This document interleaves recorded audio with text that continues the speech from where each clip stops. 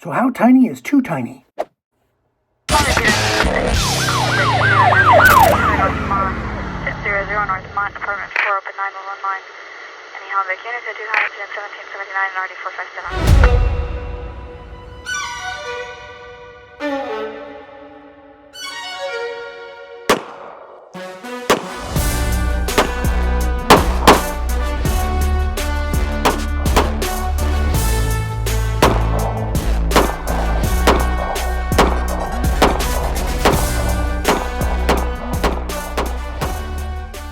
Tiny is something I know a little bit about. And don't lie, I know you're familiar with the term as well.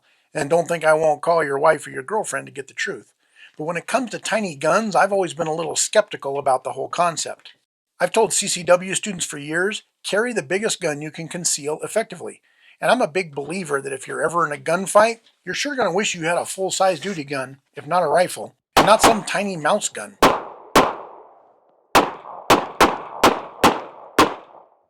Personally, I carry a Glock 19 most of the summer months, even in the hottest weather of California. And this is about the smallest I prefer to go. Now, I have a Shield Plus that I love, and I carry it often. And not long ago, I finally picked up a SIG 365 that has proven to be a real winner when it comes to shorts and t-shirt weather carry. But these two guns are the smallest I've ever wanted to go. And to be honest, they're the smallest I've ever needed to go, since I have no problem carrying these tiny little 9mm and a spare magazine. And let's be honest, 12 or 13 rounds of 9mm, even out of these little guns, is nothing to sneeze at.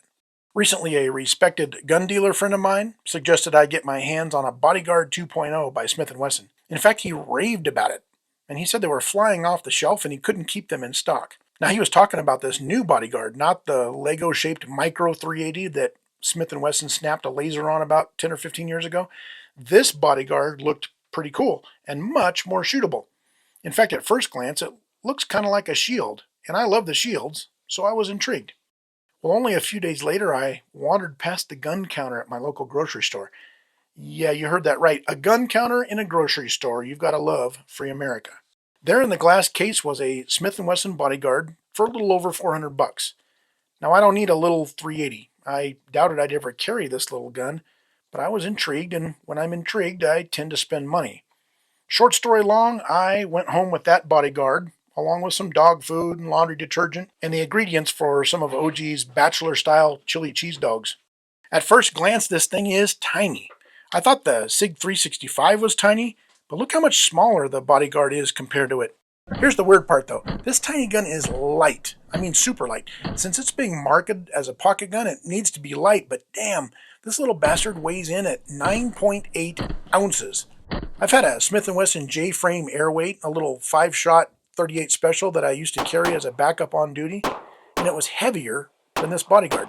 The Bodyguard holds either 10 or 12 rounds, which quite frankly is shocking for a gun this size. Smith & Wesson has used their stack and a half design to get all of those rounds into these microscopic Barbie-sized magazines. I mean, the damn thing is barely bigger than a peanut butter and jelly sandwich. So yeah, it comes with a flush-fitting 10-round magazine and an extended 12-round magazine. Add the round in the pipe, and you've got a decent dog walking gun or a pocket gun when you can't carry anything bigger. Now, I haven't changed my mind on carrying a bigger gun, but there might be times when you just can't. I was recently at an event where suits were the uniform of the day, and even my SIG 365 was a little bulky. But this thing is coming in at 0.88 inches wide. That's right, less than an inch wide. It's so thin that Smith & Wesson doesn't even bother to cut the slide for an optic because I think even the smallest dots out there right now would overhang this slide. Now, the Bodyguard 2.0 is 4 inches tall and only 5.5 inches long, so it fits pretty easily in most pockets. Now, I wouldn't carry it in a pocket without some type of a pocket holster or a pouch. I like this little DeSantis pouch. Sticks in my pocket and stays there when I try and draw the pistol out. It protects the trigger and it keeps things like pennies and nail clippers and stuff like that from falling down into the trigger guard. Now, you guys probably wear skin-tight Jordache jeans with the bling sewn on the pockets, but if you get them one size bigger than skin-tight, you're golden. And you won't be sporting that pesky moose knuckle. The new Bodyguard has a 2.75-inch barrel, so I wasn't expecting competition accuracy since the sight radius is also so short. And about those sights, Smith gives you a blacked-out rear U-notch that is, well, let's just say generous. Up front is a bright orange dot set in that tiny little front sight. And the dot is handy because it makes the sights easy to pick up. But here's the drawback. That U-notch is so wide, it makes centering that front sight post easy and fast, but far from precise. I tried to hit a C-zone sized steel target at 50 yards and was only able to land a couple out of the 11 shots. Oh yeah, that's right, 11 shots. I had a bastard of a time getting the 12th round in that extended magazine. And those of you familiar with Smith & Wesson know that this is common for some of their magazines when they're new. Now the extended magazine was the perfect size for my big old clown-sized mitts. The 10-round magazine was a little bit short. Yeah, it could be carried this way, but of course leaves that dangling pinky out there. The 10-round magazine, however, took all 10 rounds like a champ. And boy, are these 380 rounds tiny. When I had CCW students that would come to class with small little mouse guns, I didn't want to shit on their choice of carry gun because that's their choice. But I always instructed them to shoot a lot and aim for the face. And that's what I'd have to do with this Bodyguard. You'd have to close the distance and aim right for the biscuit. As I proved to myself out there in the woods, it's not the gun you want when you need to take out an active shooter across 50 yards of parking lot, but it is much better than a sharp stick. I can see pocketing this gun in places where there's what we call a low probability of violent encounters. I mentioned walking the dog in a quiet neighborhood or maybe a quick run into the store or the bank, not the post office, or when your wife makes you wear a suit to some event that you'd rather not be at. The new Bodyguard not only has better sights than the old one, but it comes with some rather impressive slide serrations, and these really help with racking the slide or doing a chamber check. Those of you who've carried a Ruger LCP or the first generation of the Bodyguard, you know how small and cheap they feel. They feel more like toys than real guns. And if you've shot either one of those, you know that they're a little bit snappy and they're far from reliable. They only function with certain ammo. I shot about 350 rounds out of this little noisy cricket. I shot Arms Corps ball ammo, PMC ball ammo, and this Hornady carry ammo. Now early on, the ball ammo had 2 failure to fires. The primer showed a strike, but no go boom. Definitely easier to handle with that 12-round extended magazine. I kind of like the feel of that. I just pulled the trigger and got a dead round. Let's see what's going on. We got a primer strike. I'm not sure if you can see that, where the striker has hit the primer on this. Let's go ahead and reinsert it, see if we can't get it to fire.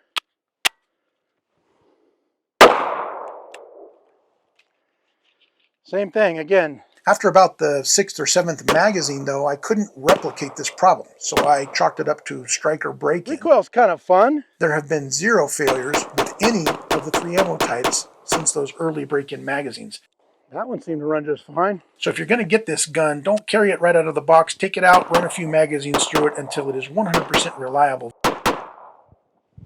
So I haven't talked about the recoil of this thing.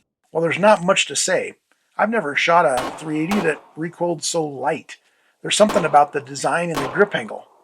It's not snappy like 380s are known to be. The recoil was soft, a lot softer than like weak 9mm, but of course more than a 22. I don't know how else to describe it, but it's a mouse fart to shoot and would make a great gun to train kids or wives on. Even your girlfriend could handle it, but don't tell your wife. If you're in need of a little pocket gun and 380 doesn't concern you, this is seriously the only option I'd consider anymore. Now for me, I think the smallest I'll carry will still be the Shield Plus or the SIG 365 because I think 9mm will do the job, and I don't have that many scenarios in my lifestyle where they are just too big.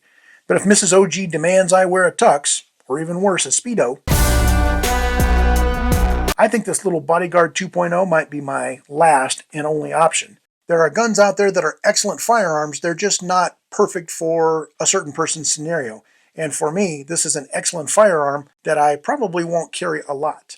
I want to thank my Patreon supporters out there. I don't have a stash of 380 ammo, so in addition to helping me purchase this gun, because Smith & Wesson won't send me anything, they bought all the ammo for this test. If you'd like to help OG's Danger Show, you can use the link below this video to go over to Patreon and join the Danger family. And thanks again to all my current Patreon donors. You can also use the link down in the description below to go over to Southern Gals Crafts and get yourself some Danger Show swag. Every time you purchase something over there, not only are you helping a small mom and pop shop, but you're throwing a couple bucks towards OG's Danger Show, and I thank you very much for sporting our stuff. You guys stay safe out there, stay armed whenever and wherever you possibly can, even if it's with a little mouse gun. And until next video, OG out.